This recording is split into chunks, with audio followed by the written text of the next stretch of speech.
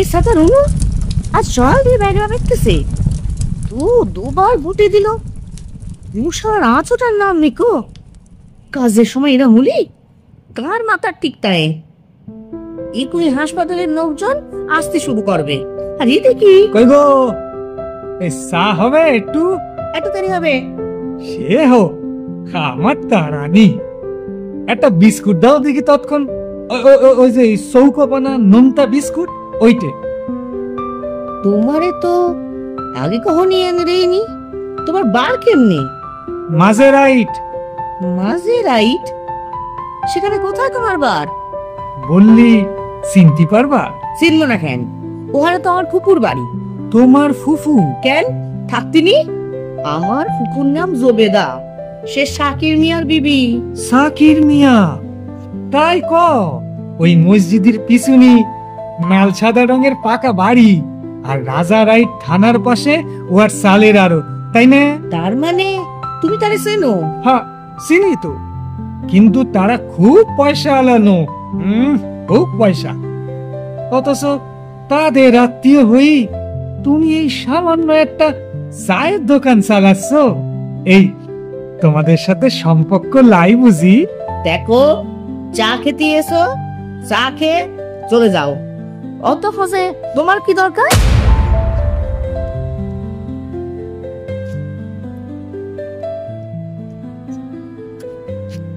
এ নাও তোমার চা। চাটা বইয়েছে কিন্তু এক ঘর। দেখতে হ্যাঁ গিলাস স্পেশাল চা। সে চায়ের তুলনায় দাম কিছুই না। এই গিলাসটা রাখলাম এখানে। এ নাও তোমার টেহা। আমার নাম বৃন্দাবন, বৃন্দাবন রুই দাস। আমি বাঁশকাটা মুনিশ। ওই মাঝে রাইটে ক্লাবের পাশে যে বল খেলার মাঠ আছে না, তার দক্ষিণ ধারে আমার বাড়ি। তোমার কথা জেনে আমার কি না? না, না কিছু নেই, এই জানায় রাখলুম আর কি। যদি তোমার জানতে ইচ্ছি করে। তোমার চা খাওয়া হয়ে থাকলে তুমি এখন এসো, আমার অনেক কাজ রয়েছে। হ্যাঁ সেই ভালো, আমি বরং যাই, পরে আসবা নে। শালা এও নিশ্চয়ই এক ঢ্যাম না।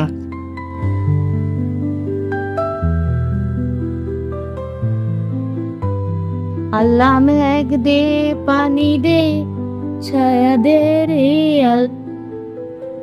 কি থামলি কেন হাবিবা? বেশ ভালোই তো লাগছিল শুনতি। তুমি আমার নাম জানলে কেমনি? চিম্পিল ব্যাপার। ওই কাল সন্ধিবেলা মসজিদের দাওয়ায়। মসজিদের দাওয়ায়? তুমি মসজিদের দাওয়ায় গেছিলে কি করতে?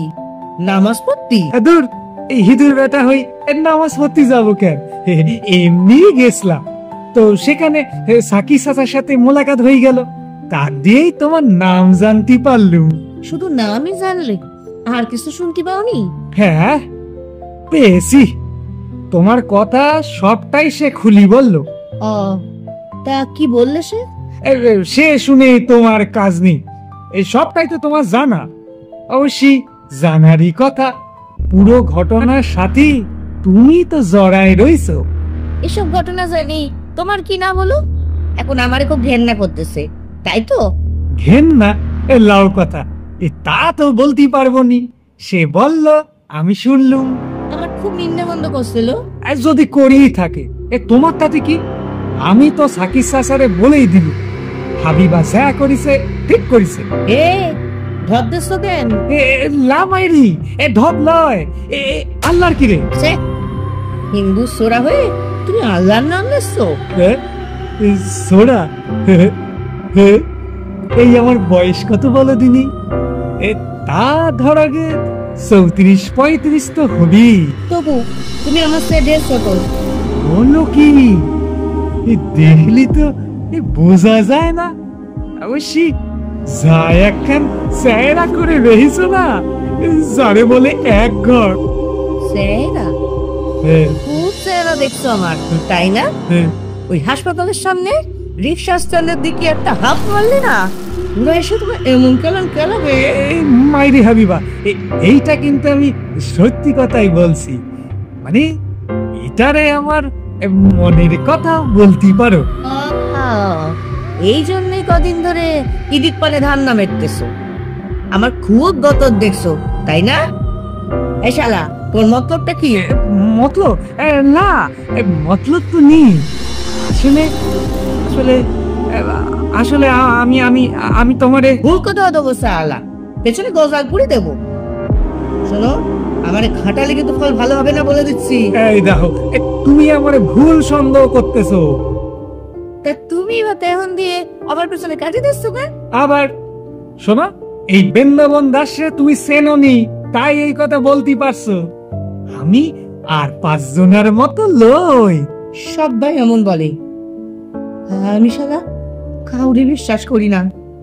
সেদিন একজনের পরে সেই 3টে বেজন্ম আমারে অনেক ভালো ভালো বলছিল। যাত্রা দেখে ফিরতি রাত না হয়ে গেলে কি শালা ওদের কথা বিশ্বাস করতো? আর আমিগুলো বললে আমারে নিরাপদে গ্রামে পৌঁছে দেবে, তারপর মাঝপথে পাট খেতে টেনে নিয়ে গিয়ে শালা 3 জন মিলে আমারে। থাক, এসব কথা মনে করি আর কোনো লাভ নেই। তাহলে শালা তুমি কোন ধান্দায় আমার পেছন পেছন ঘুরতেছো? যাও এন্ডি ফটো। কি হলো, কথা কানে যাচ্ছে না? যাও শিগগিরি, না হলে না এই এই সারা কানের ভাঙবো তোমার পিঠে।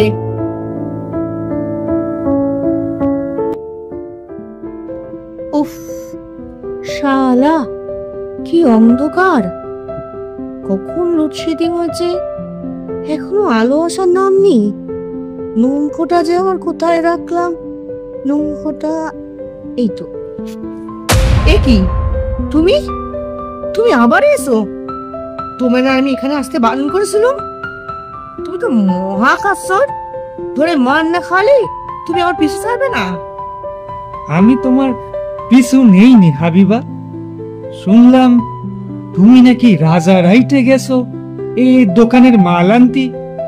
তা ভাবলুম তুমি একা মেয়ে মানুষ, এই অন্ধকার রাইত, এখন এখন আমার ঝড় উঠতেছে। সেই জন্যই তোমার দোকানে এসে বসে রয়েছি, যদি আমারে তোমার কোনো কাজে লাগে। দেখো, আমার কোমরে কিন্তু কাটারি গোজা রয়েছে, একটু বেসাল দেখলি না গদ্দানে বসায় দেবো। পারবা না, পারবা না হাবিবা, তুমি পারবা না। আমি জানি কাউরে মারতি তোমার হাত ওঠে না, আর মারতি হাত ওঠে না বলেই তুমি মুহে এত তর পাও। তুমি তো শালা মিটপিটে শয়তান। সত্যিকার বলো দিনি, তুমি আমার কাছে কি চাও? দেখো, আমার যা বলার ছিল প্রথম দিনই কয়ে দিয়েছি। তোমারে তোমারে আমি সত্যিই খুব। কি কি বললে? আমার তুমি ভালোবাসো? না হাবিবা, না, আমি তোমারে ভীষণ মান্য করি। তোমার মতো একজনারে জীবনে পেলি আমার আমার আর চাওয়ার কিছু নেই। এ তুমি আমারে লোভ দেখাচ্ছ, মিথ্যে আশা দিয়ে আমারে ভোলাতে চাচ্ছ? একদম না, বিশ্বাস করো, এ লিজ্জা সত্য কথা, ওই ওই ঝড়ের মতোই সত্যি। বিশ্বাস? কি করে বিশ্বাস করি? আমার বিশ্বাস অনেকদিন আগেই মরে গেছে। দেহ বৃন্দাবন, আমি একটা নষ্টা মায়ের ছেলে, শৈলী যৌবনও আর আগের মতো নেই। তার উপর তুমি হলে রুইদাসের ঘরের ছেলে, আর আমি মুসলমান। কি করে বিশ্বাস করব যে তুমি আমারে? হাবিবা, হাবিবা, আমারে একটু বলতে দাও, কথাগুলো একটু বুঝোয় বলি, তারপর তোমার যা খুশি তুমি বলো। বেশ, কও। দেখো, আমাদের গা গিরামে কোনো মেয়ে ছেলিরে কেউ নষ্ট করলি সব দোষ হয় ওই মেয়েটা। তার আর কোথাও যাওয়ার জায়গা থাকে না, তখন তারে ওই পোকা মারার তেল খেয়ে বা গলায় দড়ি দিয়ে ছুঁইছাইট করতেই হয়। কিন্তু তুমি সেসব কিছুই করনি, বরং গায়ের 5 জনের মুখে জামা ঘষি দিয়ে বুক ফুলায় এই চায়ের দোকান দিয়ে বসিছো। কি আমার নতুন কথা কি? এ তো সবাই জানে। প্রথম প্রথম লোকে নিন্দামন্দ করছে, পঞ্চায়েত দিকে আমার এক ঘরে করার চেষ্টাও করছে। এমনকি এ কথাও বলেছে আমি গায়ে থাকলে নাই গায়ের ছেলে চক্রাদের শরীর দিন নষ্ট হবে। কিন্তু আমিও তাদের মুখের উপর বলে দিল, যারা আমার সর্বনাশ করছে যাও তাদের শাস্তি দাও গে। ব্যাস, তখন তো আর কেউ কিছু বলতে আসেনি। কিন্তু কিন্তু আমি তো বলতে চাই, তোমার এই রুহে দাঁড়ানো এইটা আমার খুব মনে ধরিছে।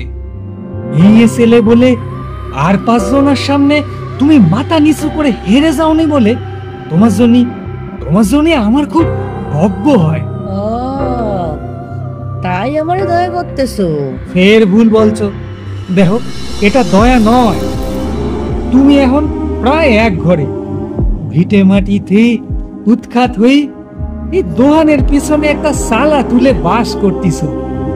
একটু শরীর টরিল খারাপ হলি তোমারে দেখার কেউ নাই। দরকারে অদরকারে একটা মানুষ তো তোমার দরকার। আর আমি বাস কাটা মুনিশ, দিন আনি দিন খাই। সেই জন্যই তোমায় আমায় দুজনায় মিলি ঘর বাঁধলে। হাতে খেলানের মতো কথা করো না। তোমায় আমায় মিলে দুজনে ঘর বাঁধলি। আরে তোমায় আমায় ঘর বাঁধলি তোমার বাড়ির লোক আমারে মানবে কেন? বাড়ির লোক ঘরে মা রয়েছে না তাহার মতো, আত পাগলি বলে তারও খুব হেনস্তা। কখনো সারা গায়ে উদম হয়ে ঘুরে বেড়ায়, কখনো কাপড় সপরে এগে মুতে রাখে।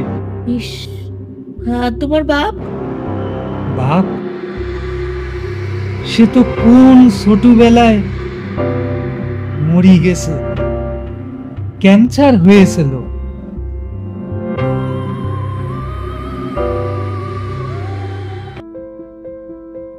হাবিবা, এই হাবিবা, তুই বৃন্দাবন বলে কাউকে চিনিস? বৃন্দাবন? হ্যাঁ, এই বৃন্দাবন রুইদাস। কেন, সে কে হয় তোমার? আমার কেউ হবে কেন, তুই চিনিস কিনা বল। হ্যাঁ, ওই কদিন ধরে এই দিক পানে ঘুরঘুর করতেছে। আরে সে যে কাল রাত থেকে হসপিটালে ভর্তি, সে খবর রাখিস? হাসপাতালে? কেন, কি হয়েছে তার? আরে হয়েছে তো অনেক কিছু, অবস্থা খুব খারাপ। বাঁচে কি না বাঁচে এই বিছানায় শুয়ে শুয়ে বারবার তোর নাম করছে। তাই ভাবলাম খবরটা তোকে দিয়ে যাই। দেখ, যদি পারিস একবার দেখা করে আসিস। না, আমি চলি, বুঝলি, আমার অনেক কাজ পড়ে আছে।